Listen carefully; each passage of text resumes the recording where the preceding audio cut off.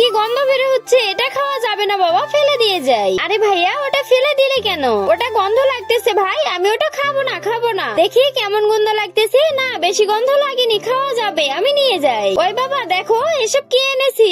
আরে এগুলো কোথা থেকে আনলি? এগুলো খেতে তো অনেক মজা লাগে। হ্যাঁ ওই পাশের বাড়ির ভাই ফেলে দিয়ে গেল। চুপ কর, ওই কথা বলিস না, পাড়ার লোকে শুনলে বলবে রিয়া রাস্তা থেকে জিনিস কুড়িয়ে আনে। আর দেরি করা হবে না, গিয়ে রান্না করি। তো এবার আমি প্রথমে এগুলো সুন্দর করে কেটে নিব। এবার আমি এটা থেকে খোসলা সিলে নিয়ে সিদ্ধ করতে দিব। সিদ্ধ করা হয়ে গেছে, এবার একটা গামলাতে তুলে ঠান্ডা পানি দিয়ে সুন্দর করে পরিষ্কার করে নিব। এবার এই পানি দিয়ে এগুলো সিদ্ধ করে নিব। এগুলো হয়ে গেছে, এবার একটা গামলাতে তুলে নিব। এবার আমি এই যে এটা সুন্দর করে কেটে নিব। এবার আমি কড়াইতে তেল দিয়ে ঝাল মশলা ছেড়ে দিয়ে সবকিছু সুন্দর করে মিক্স করব। এবার এগুলো ছেড়ে দিয়ে একটু নেড়ে চেড়ে কিছুক্ষণের জন্য রেখে দিব। এখানে আমি পানি দিব না, কারণ সবকিছু সিদ্ধ করে নিয়েছি। তো আমার রান্না হয়ে গেছে, এবার একটা থালাতে তুলে নিব।